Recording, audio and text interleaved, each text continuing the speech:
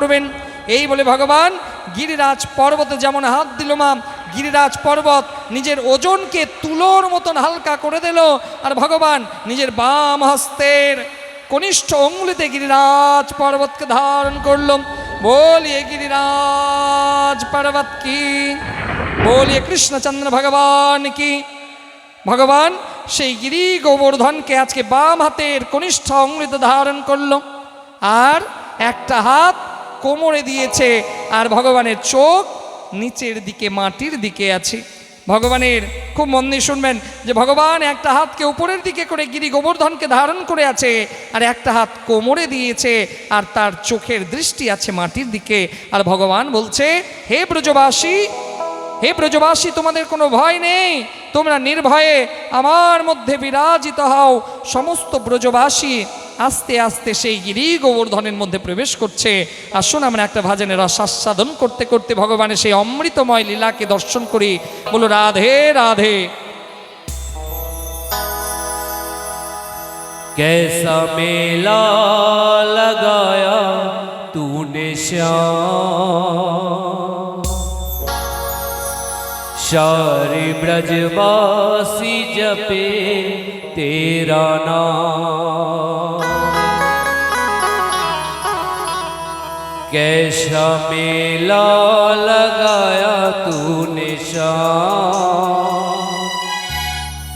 सारे ब्रजवासी जपे तेरा नाम।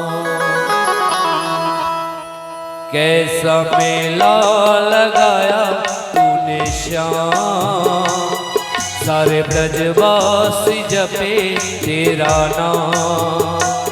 कैसा मेला लगाया तूने श्याम, सारे ब्रजवासी जपे तेरा नाम।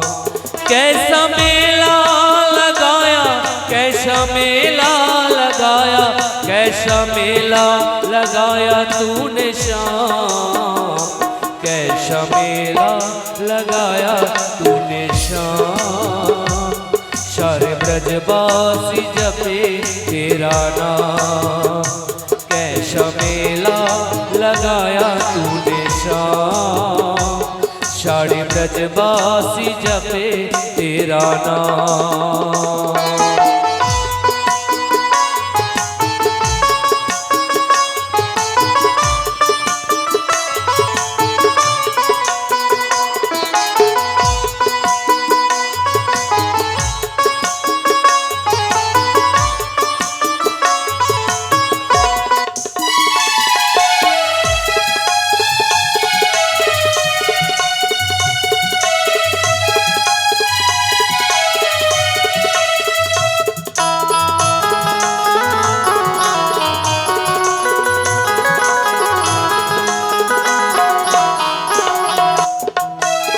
मूसलाधार बरसात में लिया पर्वत उठा हाथ में।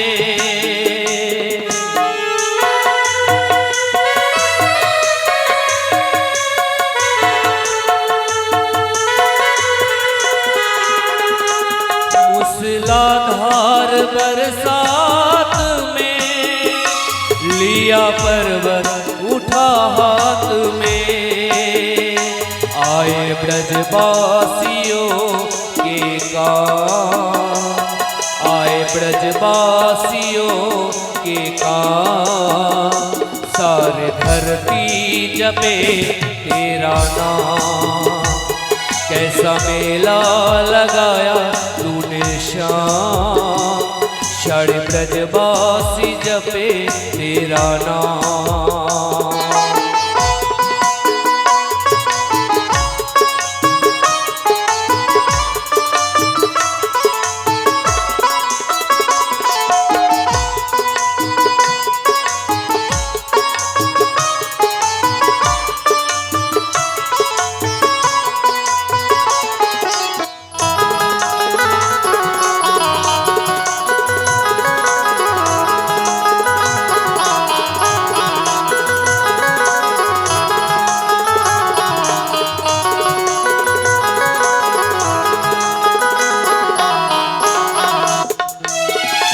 दुखियों के दातार हो, भरते भक्तों के भंडार हो।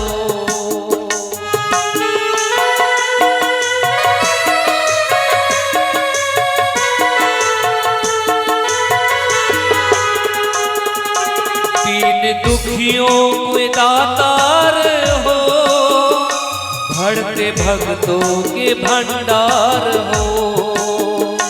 तेरे चरणों में जीवन तमाम, तेरे चरणों में जीवन तमाम।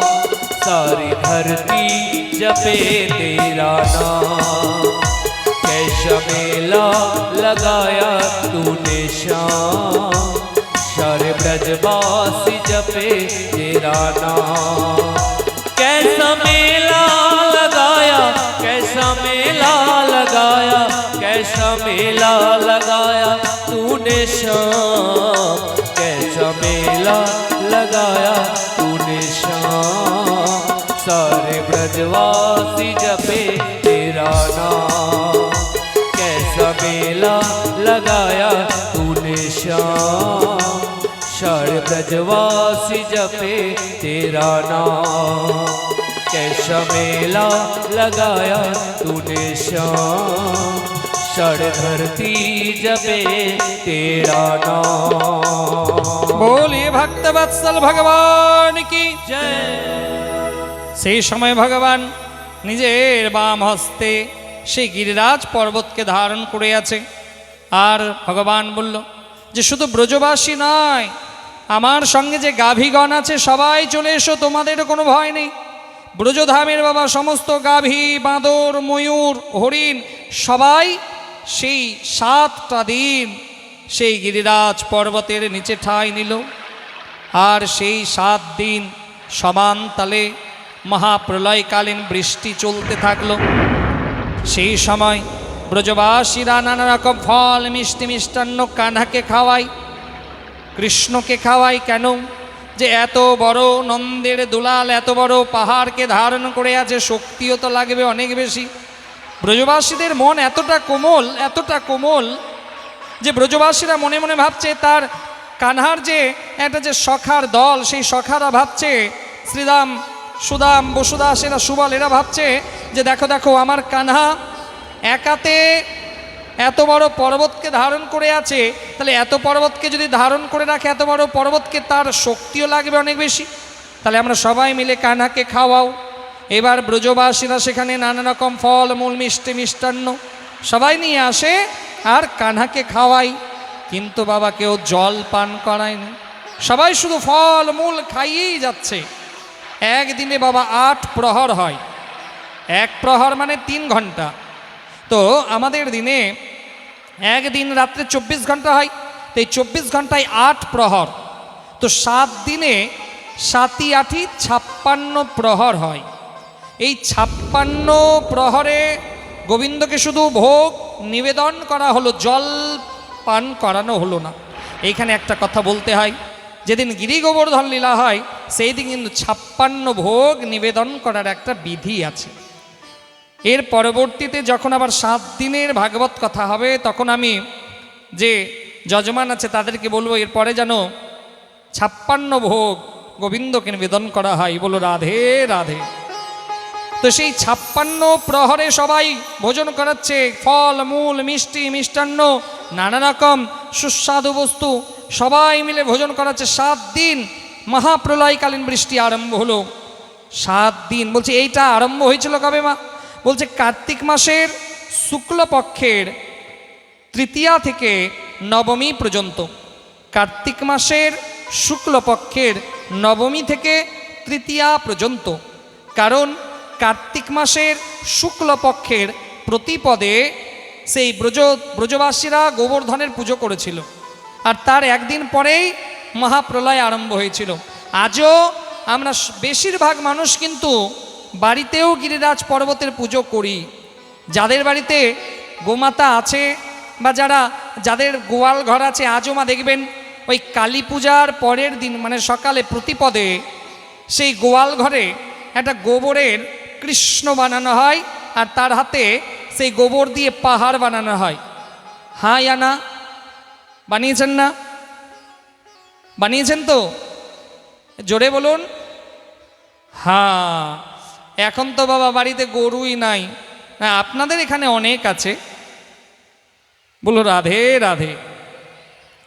তো এবার আজও বেশিরভাগ বাড়িতে, যাদের বাড়িতে গোমাতা বিরাজমান তাদের বাড়িতে আজও সেই গোবরের গিরি গোবর্ধন বানানো হয়, আর গোমাতার দুগ্ধ দিয়ে সেই গিরি গোবর্ধনকে অভিষেক করানো হয় আজও।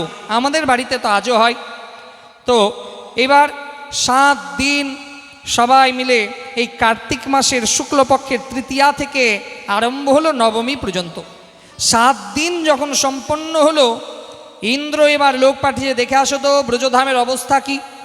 ব্রজধামে যখন এসেছে বলছে, মহারাজ ব্রজধামে তো ধুলো উঠছে, ব্রজধামে তো বৃষ্টি হয়নি। বলছে সব বৃষ্টি মায়াতেই আবৃষ্ট হয়ে গেছে। আর ব্রজবাসীরা মহারাজ জানেন, ব্রজবাসীদের সেই ব্রজধামে একজন নন্দের দুলাল আছে, নন্দের পুত্র, যার নাম কৃষ্ণ।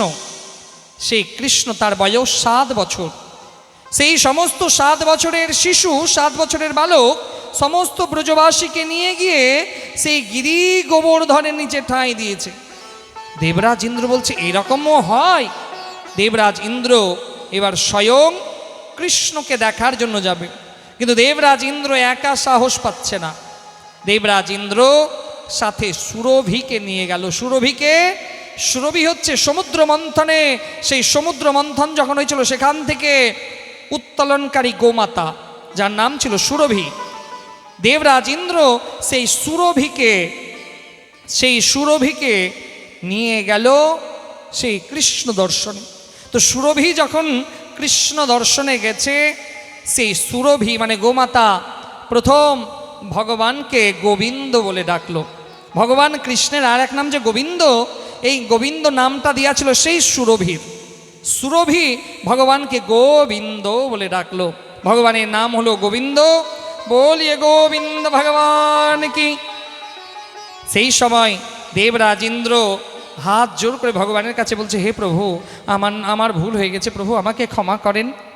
ভগবান সর্বেশ্বর বাসুদেব তিনি বলছেন, হে দেবরাজ ইন্দ্র, আপনার কোনো অন্যায় নেই প্রভু। আমি তো মহাপ্রলয়কালীন বৃষ্টি আরম্ভ করিয়েছিলাম প্রভু, তবু আপনি বলছেন আমার অন্যায় হয়নি। ভগবান কৃষ্ণ বলছে, হে দেবরাজ ইন্দ্র, আপনি যে বৃষ্টি আরম্ভ করেছিলেন সেটাতে আমার একটা উপকার হয়েছে। উপকার কি প্রভু? হে দেবরাজ ইন্দ্র, সমস্ত ব্রজবাসী এই 7 দিন আমাকে ভোজন করিয়েছে। কেউ আমাকে ফল খাইয়েছে, কেউ আমাকে মিষ্টি খাইয়েছে, কেউ আমাকে আরও নানা সুস্বাদু খাবার খাইয়েছে, কিন্তু জল পান কেউ কোনো ব্রজবাসী আমাকে করায়নি। আর আপনার দেওয়া জল, সেই জল আমি পান করেছি। দেবরাজ ইন্দ্র বলছে, এ প্রভু, এ আমার জীবন ধন্য হয়ে গেল প্রভু, এ তো আমার জীবন ধন্য হয়ে গেল প্রভু তোমার কৃপা লাভ করে। ভগবান দেবরাজ ইন্দ্রকে বলছে, হে দেবরাজ ইন্দ্র, তুমি কোনো অন্যায় করনি, তুমি তো ভালো করেছো। কারণ এখানে মা দুটা ভগবান, একটা হচ্ছে ব্রহ্মা আর ইন্দ্রের, দুইটা মত কিন্তু আলাদা। যে ব্রহ্মা কি করেছিল? ব্রহ্মা ভগবানের কাছ থেকে ভক্তদের আলাদা করেছিল। ব্রহ্মা ভগবানের কাছ থেকে ভক্তদের আলাদা করেছিল, মানে কৃষ্ণের কাছ থেকে সেই সমস্ত গরুর বাছুরগুলোকে চুরি করেছিল। তার মানে ভগবান থেকে ভক্তকে আলাদা করলো। আর দেবরাজ ইন্দ্র কি করলো? ভগবান আর ভক্তকে এক জায়গায় নিয়ে আসলো। কারণ ব্রজবাসীরা অনেকে তো কৃষ্ণের কাছে আসতে পায়নি, কৃষ্ণের দর্শন পায়নি, কিন্তু আজকে যে মহাপ্রলয় হলো, সমস্ত ব্রজবাসী সেই গিরি গোবর্ধনের তলাতে এলো। আজকে সবাই কৃষ্ণকে 7 দিন ধরে প্রাণ ভরে দেখলো। এই জন্য ব্রহ্মা ভগবান আর ভক্ত থেকে আলাদা করেছিল, আর কৃষ্ণ ভগবান আর ভক্তকে এক ছত্র ছায়ায় নিয়ে এলো দেবরাজ ইন্দ্র। বলো রাধে রাধে। তো এই গিরি গোবর্ধন লীলা 7 দিন চলেছিল। তারপরে সেই গিরি গোবর্ধন আজও মান্যতা আছে যে বৃন্দাবনে যেতে গেলে গিরি গোবর্ধনে পরিক্রমা করতে হয়। আজও বৃন্দাবনের অনেক সন্ত আজও প্রত্যেক দিন গিরি গোবর্ধনের পরিক্রমা করে। তো বলে মা যে বৃন্দাবনে আজও কথিত আছে যে ভগবান কৃষ্ণের আর গিরি গোবর্ধনের ভিন্নতা কেউ যদি করে তাকে পাপ স্পর্শ করবে, কারণ গিরি গোবর্ধন আর স্বয়ং কৃষ্ণ একই। কারণ স্বয়ং যাকে ভগবান নিজের হস্তে ধারণ করেছে, যাকে নিজের মুকুটের মতন শোভিত করেছে, যদি দূর থেকে দেখে মনে হয় ভগবান যে নিজের বাম হাতের কনিষ্ঠ অঙ্গুলিতে গিরি গোবর্ধনকে ধারণ করেছে, দূর থেকে দেখে মনে হবে যেন গিরি গোবর্ধন ভগবানের মুকুট রূপে বিরাজিত। তো এই জন্য আজও বৃন্দাবনে যেতে গেলে গিরি গোবর্ধনকে দর্শন করতে হয়। তোমা গিরি গোবর্ধনের একটা প্রাপ্তি আছে বলে প্রত্যেক দিন তিল তিল করে গিরি গোবর্ধন কিন্তু মাটির তলাতে প্রবেশ করছে প্রত্যেক দিন। এই জন্য আজও কিন্তু প্রত্যেক দিন তিল তিল করে গিরি গোবর্ধন ক্ষয় হচ্ছে। বলছে যেদিন গিরি গোবর্ধন মাটি ভেদ করে মাটিতে প্রবেশ করে যাবে, সেদিন এই সৃষ্টির প্রলয় হয়ে যাবে, সৃষ্টির প্রলয় হবে সেই দিন। আজও গিরি গোবর্ধনে প্রত্যেক দিন তিল তিল করে উচ্চতা ক্ষয় হচ্ছে সেই গিরি গোবর্ধনের। এদিকে মা সে বৃন্দাবনে তো আবার ব্রজবাসীরা নিজেদের ঘরে এলো। এইবার সেই শরৎকাল এলো, শরৎকালের সেই পূর্ণিমা এলো। এবার মা রাস পঞ্চোধ্যায় শুরু হচ্ছে, রাস পঞ্চোধ্যায় শুরু হচ্ছে। শরৎকালের সেই পূর্ণিমা ভগবান তো বলেছিল যে আগামী কোনো পূর্ণিমা রাত্রে হে ব্রজবাসী সবাই সবাই তোমরা আমাকে পতিরূপে পাবে। তা আজকে মা সেই শরৎকালের পূর্ণিমা, ভগবান নিকুঞ্জবনে গেছে, ভগবান সেই নিকুঞ্জবনে গিয়ে বাঁশি বাজাচ্ছে মধ্যরাত্রি। আর এই রাস পঞ্চোধ্যায়ের প্রথম শ্লোক শুরু হয় ভগবানের নাম দিয়ে। ভগবানপি তারাত্রি শারদোৎফুল্লমল্লিকা বীক্ষারন্তুং মনশ্চক্রে যোগমায়ামুপাশ্রিতঃ। রাস পঞ্চোধ্যায়ের প্রথম শ্লোক ভগবানের নাম দিয়ে শুরু হয়। এই জন্য রাসকে কদাপি কামের সঙ্গে তুলনা করা যায় না, কারণ রাস পঞ্চোধ্যায়ের প্রথম শ্লোক শুরু হচ্ছে ভগবানের নাম দিয়ে, অর্থাৎ ভগবান এই রাস লীলা করেছেন, এটা হচ্ছে নিষ্কামের প্রতীক। এই লীলার মধ্যে কোনো কাম নেই, ভগবান হচ্ছে নিষ্কামের প্রতীক। তো এবার ভগবান যখন সেই মধ্যরাত্রিতে বাঁশি বাজাচ্ছে, তো কোনো গোপিনী নিজের ঘরে গো দহন করছে, কোনো গোপিনী নিজের ঘরে গো দহন করছে। আর সেই সময় বাঁশির সুরে যেন মনে হচ্ছে, গোপিনী মনে মনে ভাবছে যে আজকে আমার প্রাণনাথ আজকে বাঁশি বাজিয়ে যেন আমাকেই ডাকছে। সেই গোপিনী গো দহন করতে করতে গো দহন ছেড়ে ছুটলো সেই বাঁশির আওয়াজ শুনে নিকুঞ্জবনের দিকে।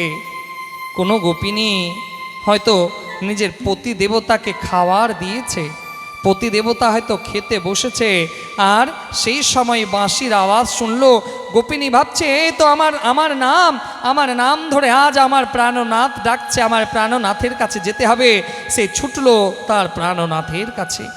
কোনো গোপিনী হয়তো তার সন্তানকে দুধ পান করাচ্ছে, সেই সময় সন্তানকে তার পিতার কোলে রেখে সেই গোপিনী ছুটলো তার প্রাণনাথের কাছে। কোনো গোপিনী ভাবছে যে আজকে আমাকে আমার গোবিন্দ ডাকছে, আমাকে যেতে হবে, আমার প্রাণনাথ ডাকছে, তা আমার প্রাণনাথের কাছে একটু সুন্দরভাবে সেজে যাব।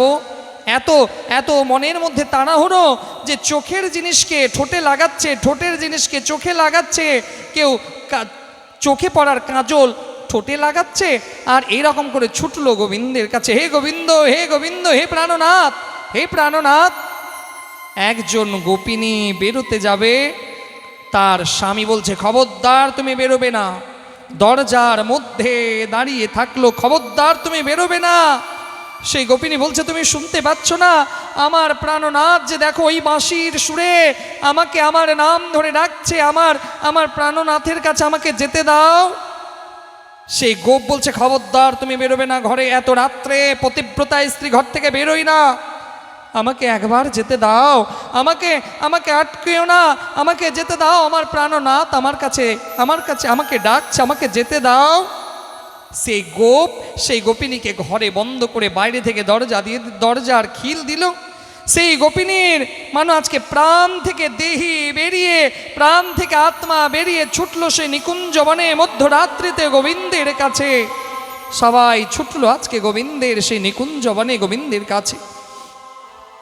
সবাই যখন গিয়ে উপস্থিত হয়েছে তখন কৃষ্ণ বলছে তোমরা এত রাত্রে কেন এলে গোপিনী, তোমরা এত রাত্রে কেন এলে? গোপিনী বলছে হে প্রাণনাথ, তুমি তো আমাদেরকে ডাকলে, তুমি তো বাঁশি বাজি আমাদের নাম ধরে ধরে ডাকলে, তাই তো তোমার কাছে ছুটে এলাম। কানহা বলছে আমাকে দেখার জন্য এলে? বলছে হ্যাঁ। বলছে তাহলে আমাকে দেখা হয়ে গেছে হে গোপিনী, এবার চলে যাও তোমরা নিজের ঘরে। দেখুন ভগবানও কিন্তু সেই গোপিনীদেরকে পরীক্ষা করছেন যে তোমরা চলে যাও তোমাদের পতি গৃহে, তোমাদের স্বামী গৃহে, তোমাদের নিজ নিজ গৃহে চলে যাও, আমাকে দেখা হয়ে গেছে, চলে যাও। সেই গোপিনী বলছে হে প্রভু, একবার যখন সব কিছু ত্যাগ করে এসেছি তোমার চরণে, তাহলে তোমার কাছ থেকে তো যেতে যাওয়ার জন্য আসিনি প্রভু, তোমার কাছে আমি বিরাজ হব, তোমার কাছেই আমরা থাকবো প্রভু। ভগবান বলল হ্যাঁ গোপিনী, আমি এবার বুঝেছি। সেই সময় ভগবান কৃষ্ণ সেই গোপিনীদের বলছে হে গোপিনী, মনে করো, খুব মন দিয়ে শুনবেন মা, এই গুরুত্বপূর্ণ এই সময়টা। হে গোপিনী মনে করো যে একজন ব্রাহ্মণ যজ্ঞ করছিল, আর সেই ব্রাহ্মণ যজ্ঞ করতে করতে ক্লান্ত হয়ে তার স্ত্রীর কোলে মাথা রেখে ঘুমোচ্ছে, যজ্ঞাগ্নি দাও দাও করে জ্বলছে, আর সেই সময় সে ব্রাহ্মণের ছোট্ট একটা সন্তান সেই জায়গাতে এসে উপস্থিত। সেই সময় সেই ব্রাহ্মণী যদি তার স্বামীর মাথা রেখে দেয় তাহলে স্বামীর ঘুম ভাঙবে, তার পতিব্রতা নষ্ট হবে। আর সন্তানকে যদি না বাঁচায় তাহলে সন্তান যজ্ঞকুণ্ডে পড়ে যাবে, তাহলে তার স্ত্রীর কী করা উচিত? সেই সময় সেই গোপিনীরা বলল দাঁড়াও, এই রকম আমাদের কাছেও একটা প্রশ্ন আছে গোবিন্দ। কি বলো? যে গোবিন্দ মনে করো যে আমাদের পতি দেবতা আমাদেরকে একদিন বলল যে আমি 6 মাসের জন্য নগরে যাব, 6 মাসের জন্য, কারণ পতিব্রতা স্ত্রী আগে স্বামীকে পাওয়াবে, স্বামীকে খাওয়াবে, তারপরে নিজে পাবে। তো সেই পতিব্রতা স্ত্রী বলছে যে হে প্রভু, তাহলে আমাদের পতিদেবতা যদি 6 মাসের জন্য বাইরে চলে যায় আর আমাকে 6 মাসের জন্য তার মূর্তিকে আমার ঘরে রেখে দিয়ে যাবে, আমার পতিদেবতা আমাকে বলল যে তুমি প্রত্যেক দিন আগে এই মূর্তির সামনে ভোগ লাগাবে, সেই প্রসাদ তুমি পাবে, তাহলে তোমার পতিব্রতা স্ত্রী ধর্ম ঠিক থাকবে। বলে হ্যাঁ। বলছে আর প্রভু, সেই 6 মাস যেদিন পুরলো সেই দিন আমি ওই মূর্তির সামনে ভোগ লাগালাম আর আমার আসল পতিদেবতা দরজাতে চলে এসেছে, তাহলে আমার কি করা উচিত? সে আমার ওই মাটির মূর্তির কাছে দাঁড়িয়ে থাকা উচিত না আমার পতিদেবতার কাছে যাওয়া উচিত? ভগবান বলছে নিশ্চয়ই তোমার পতিদেবতার কাছে যাওয়া উচিত। গোপিনী বলছে এটাই উত্তর প্রভু, যে আমার সে হচ্ছে পতি আর আপনি তো পরম পতি, যতদিন ও আমার কাছে ছিল ততদিন আমি তার সেবা করেছি, আর এখন যখন পরম পতিকে পেলাম তাহলে তো আমি আপনার কাছে এসেছি প্রভু, এতে তো আমার দোষ নেই। ভগবান বলছে দেখো, তোমাদের উপরে আমি সন্তুষ্ট হয়েছি, চলো এবার আমরা যে কাজের জন্য এসেছি সেই কাজ করি। রাস মঞ্চ তৈরি হলো মা, রাস লীলা আরম্ভ হলো। কীর্তনের রাস আর ভাগবতের রাস কিন্তু একটু অন্তর আছে, কারণ কীর্তনের রাস হচ্ছে পদকর্তাদের কল্পনা করা রাস, আর ভগবান যখন ভাগবতের শ্রী রাসলীলা করেছেন, ভগবানের বয়স মাত্র 7 বছর। সেই 7 বছরের একটা বালক, 7 বছরের শিশু অবস্থাতে তিনি রাস করেছেন। ভাগবতের রাস যারা হয়তো কীর্তনের রাস শুনেছেন তাদের একটু অন্যরকম মনে হবে, কিন্তু এই সময় ভগবান কৃষ্ণ প্রত্যেকটা 2 জন গোপিনীর মাঝে স্বয়ং কৃষ্ণ দাঁড়ালো। তারা আনন্দে নাচতে লাগলো, নৃত্য করতে লাগলো সেই নিকুঞ্জবনে। প্রত্যেক 2 গোপিনীর মাঝে একটা করে কৃষ্ণ বিরাজমান হলো। এবার যখন তাদের নৃত্য হয়ে গেছে, ভগবান নিজে তাদেরকে জল এনে দিচ্ছে, তাদেরকে জল পান করাচ্ছে। ভগবান নিজে তাদের চরণ সেবা করছে, ভগবান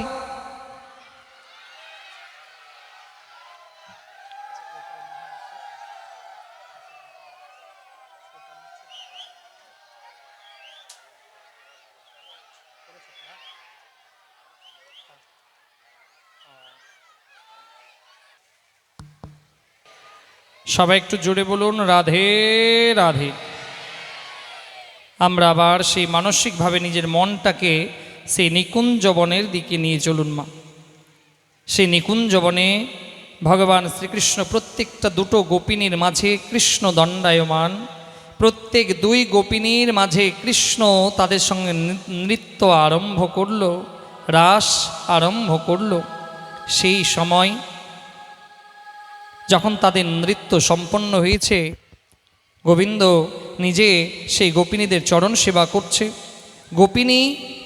সেই গোপিনীরা তারা দণ্ডায়মান, আর ভগবান নিজে তাদের চরণ সেবা করছে।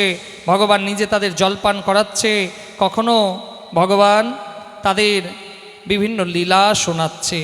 গোপিনীদের মনে অহংকার হলো, গোপিনীদের মনে অহংকার হলো যে নন্দের দুলাল আমাদের সঙ্গে রাস করছে, আমরাও অসাধারণ, আমরা সাধারণ গোপিনী নয়। সেই সময় সেই গোপিনীদের মনে হলো যে না, আমরা অসাধারণ, তাই আমাদের সঙ্গে গোবিন্দ রাস করছেন। আর এই যে অহংকার হলো গোপিনীদের, এই যে মনের মধ্যে অহংকার হলো, সেই সময় ভগবান বলছে আমি একটু অহংকার তো বরদাস্ত করব না। সেই সময় ভগবান শ্রীকৃষ্ণ সেখান থেকে অন্তর্ধ্যান হলেন, সেখান থেকে অন্তর্ধ্যান হলেন। এদিকে সেই গোপিনীরা এবার ভগবানকে খুঁজছে, ভগবানকে আর দেখতে পাচ্ছে না। ভগবানকে যখন এবার দেখতে পাচ্ছে না, তখন সেই গোপিনীরা নিজেদের মধ্যে বলা বলি করছে, জানো জানো আমাদের সঙ্গে কৃষ্ণ রাস করবেন না, তিনি ওই বৃষভানু নন্দিনী রাধা রানীর সঙ্গে আছেন।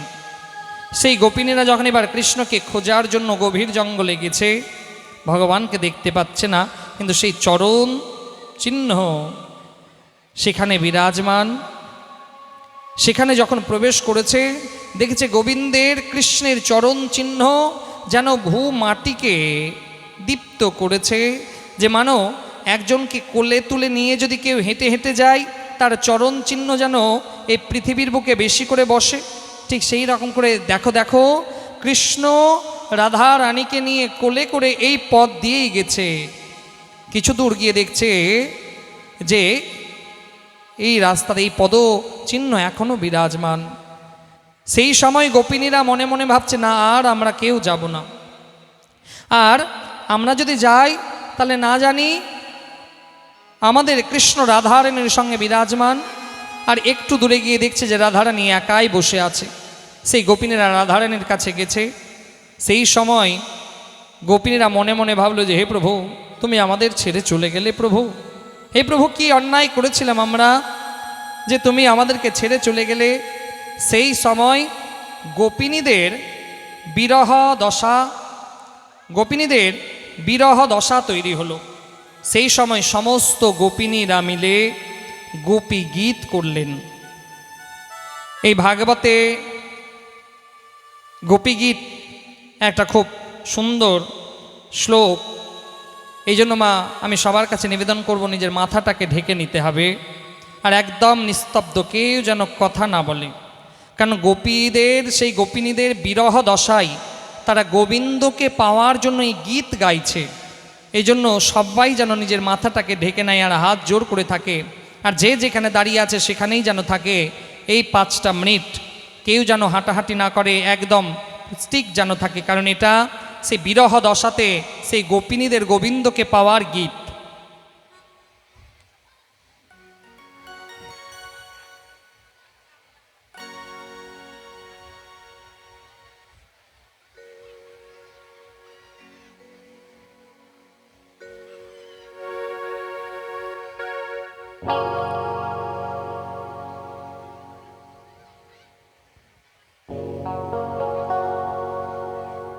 जयति तेऽधिका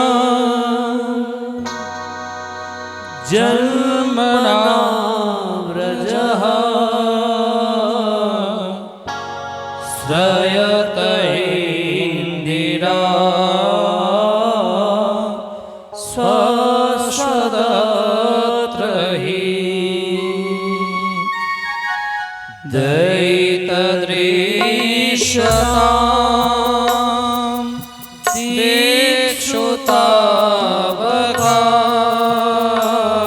दिक्षुतावकास्त्वयि धृता त्वां मे चिन्नते शरदुदासये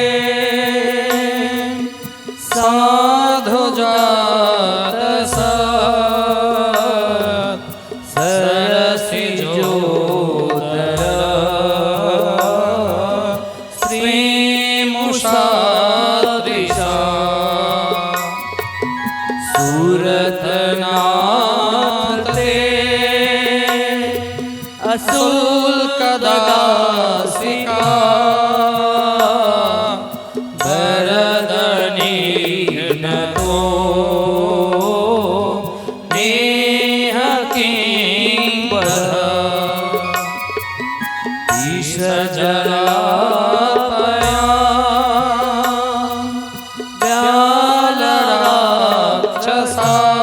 व्यालराक्षसात् दर्शमारुता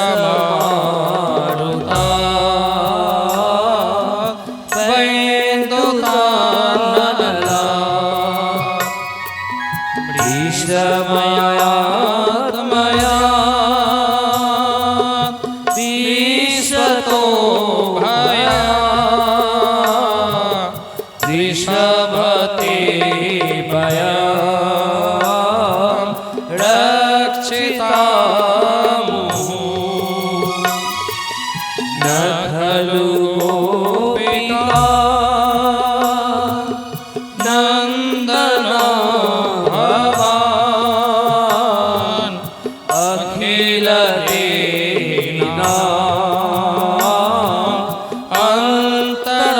अन्तरात्मने विघ्नसारथितो विश्वगुप्तये सख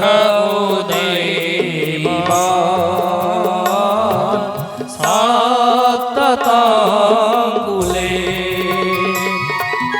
विरचिता भया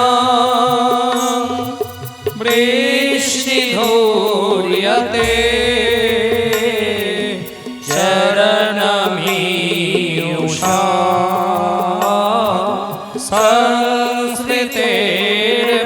संस्कृतेर्भयात्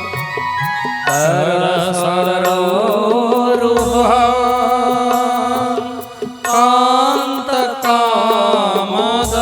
कान्तकामदान् शिरसि देहिना श्रीकरग्रह व्रजजनार्तिहा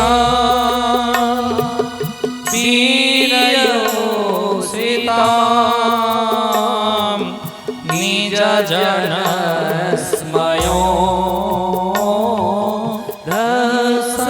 धसनस्मिता भज सखे भवा किङ्करे स्मरो जलरुहानना चारुदर्शया प्रणहतो देहिना पापकर्षणा ऋणचरानुगं श्रीनिकेतना हरिफलार्पिता ते पदाम्बुजा कृणुकुचेषुणा प्रेन्दिहृच्छया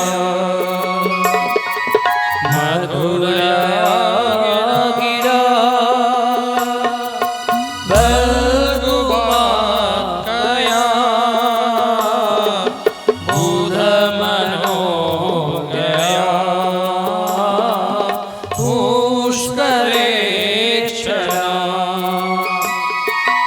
विधि करी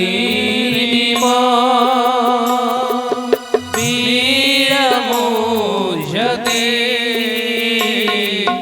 रथरश्री धुना याप्ययस्यना तव कथामृतं तप्तजीवनं कविभिरीडितं कल्मषापहं श्रवणमङ्गलं श्रीमदाततं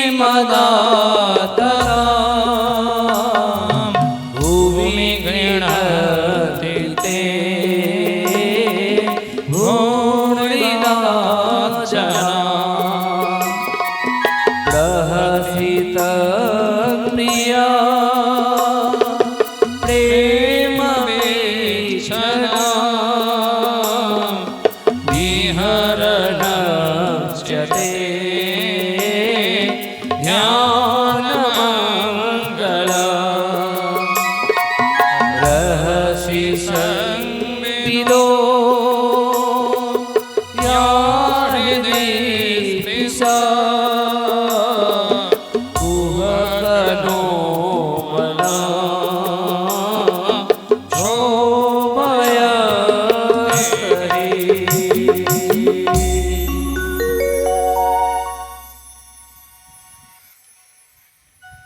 बोलो राधे राधे।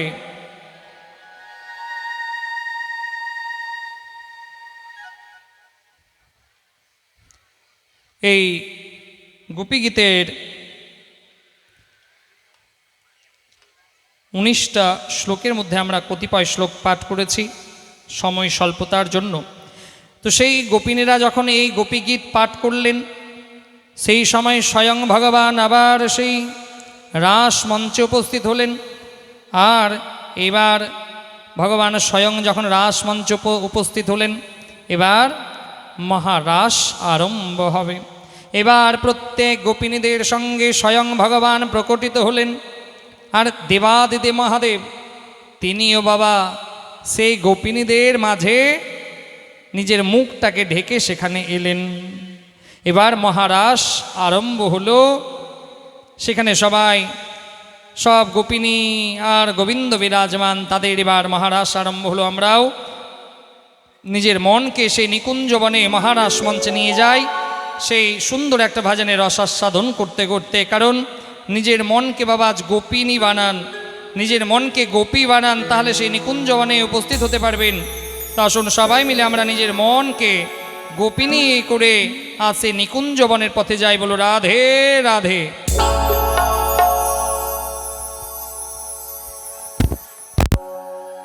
गोकुल में देखो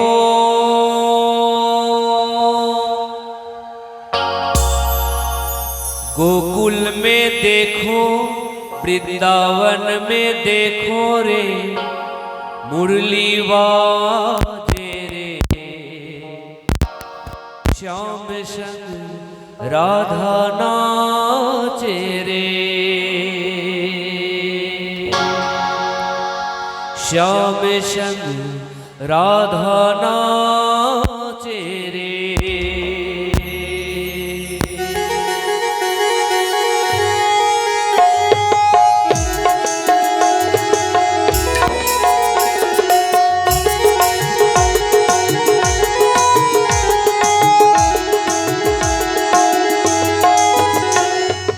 गोकुल में देखो वृंदावन में देखो रे मुरली बाजे रे श्याम संग राधा नाचे रे श्याम संग राधा नाचे रे। गोकुल में देखो वृंदावन में देखो रे मुरली बाजे रे श्याम संग राधा नाचे रे श्याम संग राधा नाचे रे।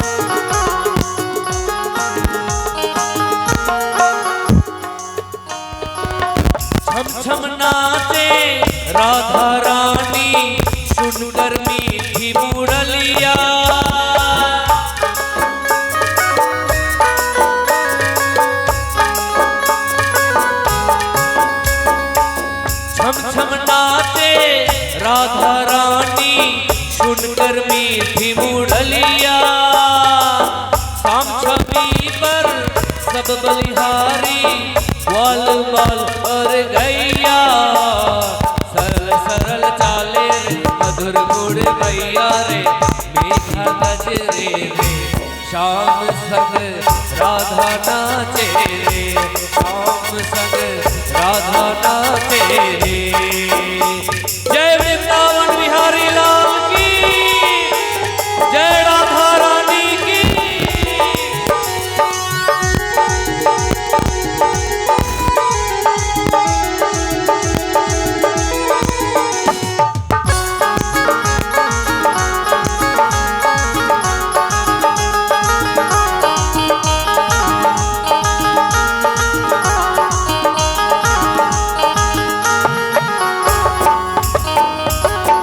यमुना तट पर बंसी बट पर कान्हा रास रचाए,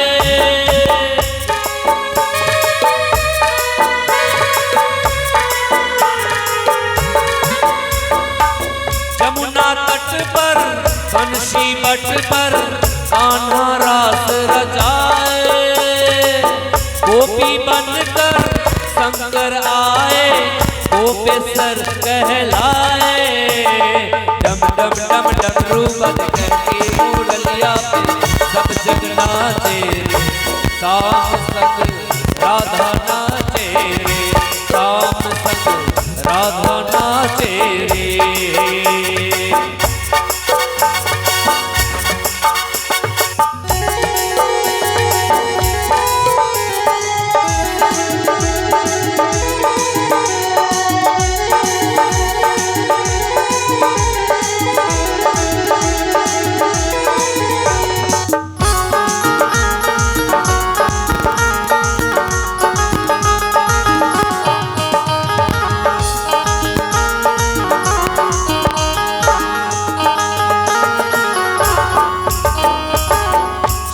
किरण सा श्याम सलोना, तू आंखें कजरारी,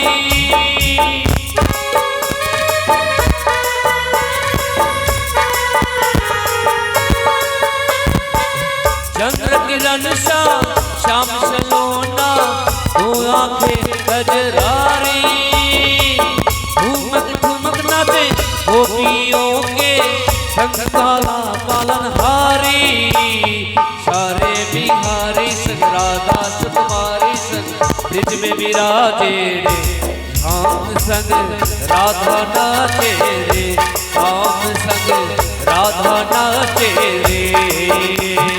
गोकुल में देखो वृंदावन में देखो रे, मुरली बाजे रे, श्याम संग राधा नाचे रे, श्याम संग राधा नाचे रे। गोकुल में देखो वृंदावन में देखो रे, मुरली बाजे रे, श्याम संग राधा नाचे रे, श्याम संग राधा नाचे रे, श्याम संग राधा नाचे रे, श्याम संग राधा नाचे रे, श्याम संग राधा नाचे रे। बोलिए भक्तवत्सल भगवान की जय, राधा रानी की जय, भागवत भगवान की जय। এবার সেই মহারাস সম্পূর্ণ হলো, কারণ বলছে বাবা সেই একটা রাত্রি মানে 6 মাসের রাত যেন ভগবান নিজের মায়ার দ্বারাই সে এক রাত্রের মধ্যে নিয়ে এসেছিল। তারপরে সেখানে ভগবান শ্রীকৃষ্ণ অরিষ্টাসুরকে বধ করলেন। তো অরিষ্টাসুর একটা বলদের রূপ ধারণ করে এসেছিল। তো রাধারানী ভগবানকে বলল যে তুমি তো একটা বলদকে হত্যা করেছো, তাহলে তোমার পাপ লাগবে, তাহলে এই পাপ থেকে বাঁচার জন্য তাহলে তোমাকে সর্বতীর্থ জলে স্নান করতে হবে। সেই সময় রাধারানীর কঙ্গন দিয়ে সেই ভূমিতে বাবা একটা কূপ, একটা সেখানটায় একটা কূপ খনন করা হলো, আর তার পাশেই একটা কৃষ্ণের বাঁশি দিয়ে সেই জায়গায় আর একটা কুণ্ড খনন করা হলো। এখানে শ্যামকুণ্ড আর রাধা কুণ্ডের উৎপত্তি হলো। আর ভগবান শ্রীকৃষ্ণ সেই সেই কুণ্ডের মধ্যে সমস্ত তীর্থের জলকে আবাহন করলো, সেখানে জল এলো। আজও সেই শ্যামকুণ্ড রাধাকুণ্ড বৃন্দাবনে বিরাজমান। এদিকে তারপরের যে ঘটনা ঘটল, তারপরের ঘটনা বলছে তারপরে যে লীলা, কংস জানতে পারল যে তার কাল বৃন্দাবনে বিরাজমান হয়ে আছে। সেই সময় পাঠানো হলো অক্রূরকে। অক্রূরকে কংস বলল যে আপনি যান আর সেই ব্রজধামে যান। ব্রজধামে গিয়ে আপনি বলুন যে মথুরাতে একটা মল্লযুদ্ধের আয়োজন করা হয়েছে, একটা মেলা বসেছে, সেটা দেখার জন্য তাদের নেমন্তন্ন থাকলো। এবার অক্রূর সেখান থেকে এলো নন্দ ভবনে, সেই নন্দ বাবার সঙ্গে ব্রজধামে সাক্ষাৎ করল। তো নন্দ বাবাকে সেই অক্রূর বলল যে আপনার 2 সন্তানকে নেমন্তন্ন করা হয়েছে, যে মথুরাতে নিয়ে যাওয়ার জন্য আমি এসেছি। তো এদিকে নন্দ বাবা বলল যে অক্রূরজি, আপনি আমাকে যে কথা বললেন যশোদাকে কিন্তু এই কথা জানাবেন না, কারণ যশোদা এক মুহূর্ত কৃষ্ণকে ছাড়া থাকতে পারবে না। যশোদা যদি জানতে পারে যে তার কানহা মথুরাতে যাবে, তাহলে যশোদার স্থির থাকতে পারবে না। এদিকে সেই অক্রূরজি কৃষ্ণ আর বলরামের কাছে গেল, কৃষ্ণকে বলল যে তোমাকে যেতে হবে, তোমাকে নিয়ে যাওয়ার জন্য আমি এসেছি। কোথায়? মথুরাতে মল্লযুদ্ধ, সেখানে কংস বিরাজমান থাকবে। কৃষ্ণ মনে মনে ভাবল যে এইবার তো আমাকে যেতেই হবে, কারণ যে আমার পিতামাতাকে কারাগৃহে বন্দি করে রেখেছে, যে আমার আরও আগের ভাইগুলোকে নিজে হত্যা করেছে, তাকে তো উদ্ধার করার জন্য আমাকে এবার মথুরাতে যেতেই হবে। এদিকে কৃষ্ণ আর বলরাম এক জায়গায় বিরাজমান। আজকে অক্রূরজির রথে সেই কৃষ্ণ আর বলরাম উঠে বসে আছে। সখা ব্রজবাসীরা যখন জানতে পারল যে কৃষ্ণ আজকে ব্রজধাম ছেড়ে চলে যাচ্ছে মথুরায়, সে ব্রজবাসীরা সবাই এলো। ব্রজবাসীদের মন এত কোমল যে ব্রজবাসী সখারা বলল, কানহা তুমি কি আমাদের ছেড়ে চলে যাচ্ছ? সেই সময় কৃষ্ণ বলল, না না, আমি যাব, আবার চলে আসবো, তোমরা নিশ্চিন্ত থাকো। সেই সময় মা যশোদা খালি পায়ে সেই সময় কৃষ্ণের কাছে এসেছে। হে পুত্র, হে কানহা, হে লাল, তুমি কোথায় যাচ্ছ? মা, আমি মথুরাতে যাচ্ছি মা, তুমি চিন্তা করো না, আমি খুব শিগগির চলে আসব। যশোদা বলছে, কানহা, আমি তো তোমাকে না খাইয়ে নিজে খাই না, আমি তো তোমাকে আদর না করলে আমি ঘুমোতে পারি না, তোমাকে না দেখলে আমি থাকতে পারি না, আর তুমি আমাকে ছেড়ে যাচ্ছ? মা, আমি যাব আর আসব। তো কৃষ্ণ যাওয়ার সময় বলল, মাতা পারশুম আগামিষ্যামি, যে পরশু দিনে আমি ফিরে আসবো, তুমি চিন্তা করো না। কারণ ভগবান কৃষ্ণ যদি সেই দিন তার মা যশোদাকে বলতো যে মা, আমি আর অনেক দিন আমি আর এই ব্রজধামে ফিরবই না, তাহলে সেই ব্রজবাসীদের অবস্থা আরও বিগলিত হয়ে যেত। সেই ব্রজবাসীরা তারা কখনোই কৃষ্ণকে যেতে দিতে রাজি নয়। সেই ব্রজবাসীরা কৃষ্ণকে সবসময় আগলে রাখে। আজকে মা তাদের কাছ থেকে ভগবান কৃষ্ণ আর বলরাম মথুরাতে গমন করবে। তো ভাবুন একটা মায়ের কি অবস্থা হবে। আজকে মায়ের লাল তার মায়ের কাছ থেকে চলে যাচ্ছে, মা যশোদার কি অবস্থা হবে। সেই গোপিনীদের কথা ভাবুন, যে গোপিনীরা প্রত্যেক দিন কানহাকে দেখতো, একদিন যদি কানহাকে না দেখতে পেত তো যশোদার দরজাতে চলে আসতো সেই গোপিনীরা, সেই গোপিনীদের কি হবে ভাবুন। সেই ব্রজবাসীরা যে কানহাকে ছাড়া কিছুই ভাবতো না, সব থেকে সেই ব্রজবাসীর যে কানহার যে সখা, সেই সখাগুলো শ্রীদাম, দাম, বসুদাস, তারা যে কানহাকে ছাড়া একটা কিছু ভাবতে পারতো না, আজকে তারাও দণ্ডায়মান। আজকে তাদেরকে ছেড়েও কানহা শুধুমাত্র লীলা করার জন্য মথুরাতে যাবে। এমনকি মা ব্রজধামের যে গরু, যে ভগবান যখন বাঁশি বাজাতো তো সেই গাভীগণ ঘাস খেত বাঁশির আওয়াজ শুনে, সেই গাভীদের কি হবে? আজকে সমস্ত ব্রজবাসীকে, এমনকি বলা হয়েছে সেই ব্রজবাসীর লতা পাতা গাছগুলোও কানহার অপেক্ষায় থাকতো, সেই গাছগুলোও তাকিয়ে থাকতো গোবিন্দ দর্শনে, সেই বৃক্ষগুলোও কৃষ্ণ দর্শনের জন্য অপেক্ষা করে থাকতো। আজকে সেই ব্রজধামকে ছেড়ে কৃষ্ণ মথুরাতে যাবে, অক্রূরের রথে গোবিন্দ চেপেছে, অক্রূরের রথে কৃষ্ণ আর বলরাম বিরাজমান। সমস্ত ব্রজবাসী আজকে তাকে বিদায় জানাতে এসেছে, সমস্ত ব্রজবাসী সেই রথের নিচে দাঁড়িয়ে আছে। সেই সখাগুলো একে অপরকে বুঝাচ্ছে, না না আমাদের কানহা আমাকে ছেড়ে যায় কোনোদিন। তারা একে নিজেকে এতটাই তারা কোমল যে একজন আর একজনকে বুঝাচ্ছে, একদম কাঁদবি না, খবরদার কাঁদবি না, কানহা যাবে। আর কানহা তো বললো আগামী স্বামী পরশুদিন ফিরে আসবে, কানহাকে যেতে দে, কাঁদিস না। সেই বৃক্ষগুলো যখন কৃষ্ণর পানে চেয়ে থাকতো, সেই মধুমঙ্গল শ্রীরাম সেই বৃক্ষের কাছে কি বলতো, না না কোনো চিন্তা নেই, আমাদের কানহা তো আমাদের কাছে ফিরে আসবে। আজকে ব্রজবাসীরা সবাই এসেছে কৃষ্ণের কাছে, আর কৃষ্ণ সেই রথে উঠলো। সেই রথ মথুরার রাস্তার দিকে যখন গেল মা, সবাই অপেক্ষা করে থাকলো কৃষ্ণের রথকে দেখার জন্য। কৃষ্ণের রথের লাস্ট শেষ চূড়া যতক্ষণ দেখা পাওয়া যেতে লাগলো, ততক্ষণ সে ব্রজবাসীরা সেই জায়গায়, এমনকি মা যশোদা রথের যাওয়ার যে শেষ ধ্বজা পর্যন্ত যতক্ষণ দেখতে পেল, ততক্ষণ মা যশোদা সেই জায়গায় দাঁড়িয়ে থাকলো, সেই রথকে দর্শন করলো। সেই ব্রজবাসীদের কাছ থেকে আজকে তাদের কান্না যখন গেছে মা, ব্রজবাসীরা যখন ঘরে এসেছে, ব্রজবাসীদের আর মন বসে না। কারণ মন বসবে কেমন করে? তাদের যে প্রাণনাথ, তাদের যে প্রাণ গোবিন্দ, তাদের যে প্রাণের সখা, তারাই তো আজকে কানহার তারাই তো আজকে সেই সখাদের কাছে নাই। সেই ব্রজবাসীরা যখন ঘরে ফিরে গেছে, তারা কিন্তু আর ঘরে থাকতে পারছে না কৃষ্ণ বিয়োগে। সেই ব্রজবাসীরা আবার একজন আর একজন সখার কাছে যায়। সেই সখা বলে, কানা যাওয়া কতদিন হলো বলতো, কানা এখনও ফেরেনি। মা যশোদার দুয়ারে যায়। সেই ব্রজবাসীরা এত কোমল যে সে প্রত্যেক দিন কানহার আসার অপেক্ষায় তারা দাঁড়িয়ে থাকে।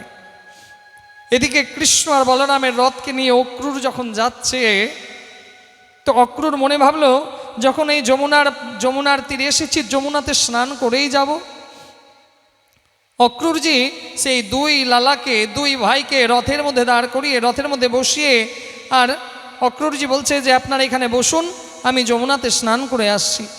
অক্রূরজি যেমনি যমুনার জলে ডুবকি লাগিয়েছে, যমুনার জলে যখন ডুবকি লাগিয়েছে মা, দেখছে দুই ভাই সেই যমুনার জলের মধ্যে বিরাজমান। অক্রূরজি মনে মনে ভাবছে, আমি তো এদেরকে দুই ভাইকে বসিয়ে আসলাম, তারা আবার জলের মধ্যে চলে এলো। অক্রূরজি আবার যখন উঠে রথের দিকে দেখছে যে আবার দুই ভাই কৃষ্ণ আর বলরাম সে রথের মধ্যে বসে আছে। আর অক্রূরজি আবার যখন জলে ডুব দিয়েছে, আবার দেখছে সেই যমুনার জলের মধ্যে দুই ভাই বিরাজমান হয়ে আছে। অক্রূরজি যখন আবার উঠে দেখছে আবার রথের মধ্যে বসে আছে। অক্রূরজি ভাবলো যে এরকম কেন হচ্ছে। অক্রূরজি যখন তিনবারের বেলায় জলে ডুব দিয়েছে, তখন দেখছে স্বয়ং শঙ্খ চক্র গদাপদ্মধারী নারায়ণের সাক্ষাৎ দর্শন হলো সেই অক্রূরের। অক্রূর তখন বলল যে হে প্রভু, সবই তোমার লীলা প্রভু, আর হে প্রভু তুমি অপার দয়াময়, আজকে আমি তোমাকে স্বয়ং নিয়ে যাচ্ছি মথুরাতে। অক্রূর সেই রথে করে মথুরাতে নিয়ে গেলেন, মথুরাতে নামালেন। কৃষ্ণ আর বলরাম আজকে মথুরার ভূমিতে পদার্পণ করলেন।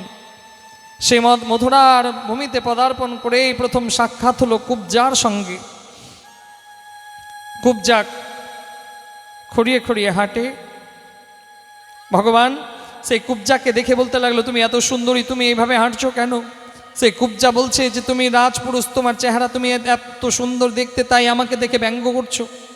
যেমনি ভগবান কুব্জাকে স্পর্শ করলো, সেই কুব্জার সেই কুরূপ সুরূপে পরিণত হলো। এদিকে মল্লযুদ্ধের আয়োজন। সেই কংস রাজ সিংহাসনে অনেক উঁচু তলায় বসে আছে, আর দুই ভাইকে সেখানে ছেড়ে দেওয়া হলো। চানুর মুষ্টিক ভয়ঙ্কর অসুরকে সেখানে ছেড়ে দেওয়া হলো দুই ভাইয়ের সঙ্গে যুদ্ধ করার জন্য। যে তারা দুই ভাই কৃষ্ণ আর বলরাম সেই চানুর আর মুষ্টিককে উদ্ধার করলো। সেখানে একটা পাগলা হাতিকে ছেড়ে দেওয়া হলো।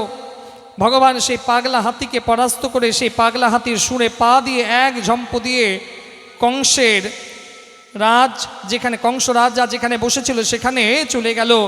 আর ঠিক যেই রকম দ্রৌপদীর চুলের মুষ্টি ধরে কংস সেই দ্রৌপদীকে কারাগৃহে ভরেছিল, আজকে ভগবান শ্রীকৃষ্ণ কংসের চুলের মুষ্টি ধরে সেই যুদ্ধভূমিতে নিয়ে এলো। বারবার আঘাত করতে লাগলো, মুষ্টাঘাত করতে করতে করতে কংসে প্রাণ বিয়োগ হয়ে গেছে। তবুও কৃষ্ণ ছাড়ে না, কারণ কৃষ্ণ জানে যে এই কংসই আমার পিতামাতাকে অনেক কষ্ট দিয়েছে, আমার সখাকে অনেক কষ্ট দিয়েছে, আমার সমস্ত ব্রজবাসী মথুরাবাসী আমার ভক্তদের কষ্ট দিয়েছে। ভগবান বারবার মুষ্টাঘাত করতে লাগলো, কংসের প্রাণ বিয়োগ হয়ে গেছে, তবুও ভগবান ছাড়ে না। কংসকে উদ্ধার করলো ভগবান। কংসের পিতা ছিল উগ্রসেন, উগ্রসেনকে ভগবান মুক্তি করলেন। মথুরার যুবরাজ হলেন ভগবান শ্রীকৃষ্ণ। এদিকে কংসের শ্বশুর যার নাম ছিল জরাসন্ধ, সেই কংসের শ্বশুর জরাসন্ধ বারবার মথুরাতে আক্রমণ করতে লাগলো। এদিকে ভগবান শ্রীকৃষ্ণের একবার মনে পড়ল তার ব্রজবাসীদের কথা। ভগবান শ্রীকৃষ্ণের মনে পড়ল ব্রজবাসীদের কথা। ভগবান একবার ডাকলো উদ্ধবকে, হে উদ্ধব তুমি যাও, হে উদ্ধব তুমি যাও আর আমার ব্রজবাসীদের কাছে তুমি আমার বার্তা দিয়ে এসো। ভগবান যখন সেই মথুরার যুবরাজ হয়ে মা যখন ছাদে উঠত, সেই যমুনা ভগবানের দিকে আঙ্গুল তুলে বলতো, হে কৃষ্ণ তুমি বড় নিষ্ঠুর, হে গোবিন্দ তুমি বড় নিষ্ঠুর, কারণ হে কৃষ্ণ তুমি ব্রজবাসীদের কথা দিয়েছিলে যে পরশুমাগমিষ্যামি, তুমি এত নিষ্ঠুর যে ব্রজবাসীদের সঙ্গে তুমি প্রতারণা করেছো। যমুনা যখন ভগবানের মন খারাপ হতো যমুনার দিকে তাকিয়ে থাকতো, আর মানে যমুনা ভগবানকে বলতো তুমি এত নিষ্ঠুর, তুমি সেই ব্রজবাসীদেরকে ঠকিয়েছো। জানো কৃষ্ণ, আজও মা যশোদা তোমার জন্য মাখন বানায়, তোমার জন্য আজও মাখন বানিয়ে অপেক্ষা করে থাকে তোমাকে ভোজন করাবে বলে। জানো কানহা, আজও তোমার গোপিনী, আজও তোমার সেই গোপিনী তোমার অপেক্ষায় থাকে কখন তুমি তাদের কাছে যাবে। জানো কানহা, আজকে তোমার সে মায়ের মা যশোদার অবস্থা একবার তুমি গিয়ে দেখো। মা যশোদা ভালো করে চোখে দেখতে পায় না। জানো তুমি যেদিন থেকে ব্রজধাম ছেড়েছ, মায়ের কাঁদতে কাঁদতে চোখের জল পড়তে পড়তে মায়ের দৃষ্টি অনেক কমে গেছে, কিন্তু জানো কানহা আজও যশোদা তোমার জন্য মাখন তৈরি করে রাখে আর তোমাকে মাখন নিবেদন করবে বলে অপেক্ষায় থাকে। তুমি এত নিষ্ঠুর। তখন ভগবান কৃষ্ণ যমুনার দিকে তাকিয়ে বলে, হে যমুনা, আমাকেও যে লীলা করার জন্য আসতে হয়েছে, আমি ব্রজবাসীকে এখনো ভুলিনি, আমার সেই ছোটবেলার সখাদের আমি এখনো ভুলিনি, তাদেরকে আমি এখনো মনে রেখেছি। যমুনা ভগবানকে বলে, তুমি বড় নিষ্ঠুর, তুমি তোমার সখাদেরকে ঠকিয়েছ। ভগবান কৃষ্ণ একদিন উদ্ধবকে ডাকলো, হে উদ্ধব, মহারাজ বলুন, হে উদ্ধব তুমি আমার ব্রজধামে যাও। আমি একটা চিঠি লিখে দিচ্ছি, আমার এই ব্রজবাসীদের এই চিঠি তুমি পৌঁছে দিও। হে যুবরাজ, হে প্রভু, আমি দেবগুরু বৃহস্পতির শিষ্য, আমি বেদান্ত ভাষায় যখন সে ব্রজবাসীদের সামনে কথা বলবো, আমার কথা কি তারা বুঝবে? ভগবান বলছে, হে উদ্ধব, আমার ব্রজবাসীরা বড় স্বভাবে কোমল, তাদের কাছে যত সহজ সরল হবে তারা সহজ সরল ভাষাতে বুঝবে। তোমার বিলক্ষণা বেদ মন্ত্রে বেদের কথা তুমি বলবে না তাদের। হে উদ্ধব তুমি যাও। উদ্ধব বলছে, হে প্রভু আমি যাব, আর আমি গিয়ে সেই ব্রজবাসীদের মনের মধ্যে যে আপনার প্রতি প্রেম, সেই প্রেমকে আমি এক মুহূর্ত আপনার মনের মধ্যে জাগরিত থাকতে দেব না প্রভু, কারণ আমি তাদেরকে প্রমাণ করিয়ে ছাড়ব যে কৃষ্ণ তাদের প্রেমের সখা নয়, কৃষ্ণ হচ্ছে পরব্রহ্ম। আমি যাব আর তার পরের দিনে চলে আসব। ভগবান বলছে, উদ্ধব তুমি যাও, একবার যাও। যাওয়ার সময় ভগবান শ্রীকৃষ্ণ নিজের উত্তরীয় উদ্ধবকে দিয়ে দিল। আর যে রথে ভগবানকে নিয়ে গেছিল ব্রজধাম থেকে, সেই অক্রূরজি রথ সেই রকমই সাজানো হলো। আর সেই রথে উদ্ধব আজকে চলে আসছে ব্রজধামে। আসুন একটা সেই ব্রজধামে উদ্ধবজির আসার যে ভজন, সেই ভজনের রসাস্বাদন করে তারপরে আমরা আবার কথার দিকে এগিয়ে যাব। বলো রাধে রাধে।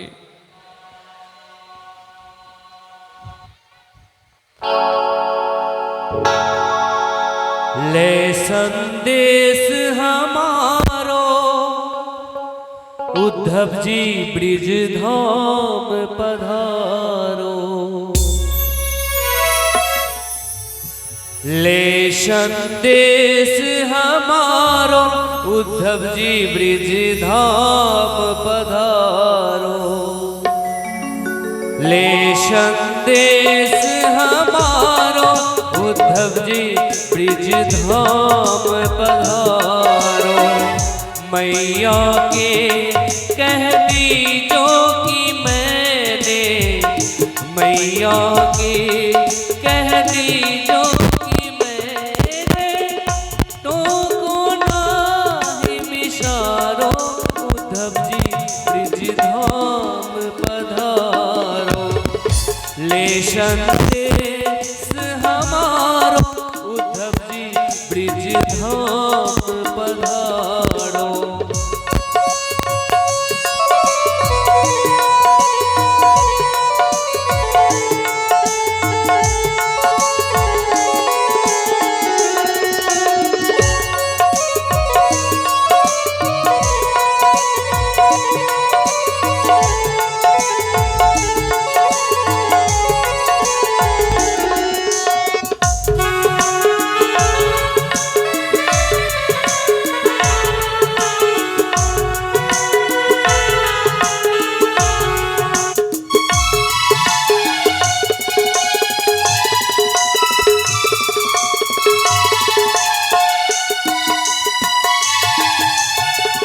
सोने की मथुरा सोनी लागे, माँ तेरी माखन के आगे।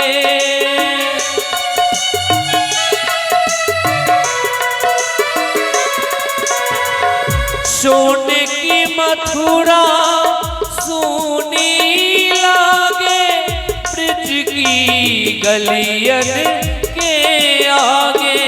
हम लौट के जल्दी आवेंगे, तेरे हाथों के माखन खाएंगे। मैया के हम दीजो कि मैंने, मैया के कह दीजो कि मैंने, टोको नाही मिशारो उद्धव जी ब्रिज धाम पधारो। ले संदेश हमारो उद्धव जी ब्रिज धाम पधारो। ले संदेश हमारो उद्धव जी ब्रिज धाम पधारो। ले संदेश हमारो उद्धव जी ब्रिज धाम पधारो। উদ্ধবের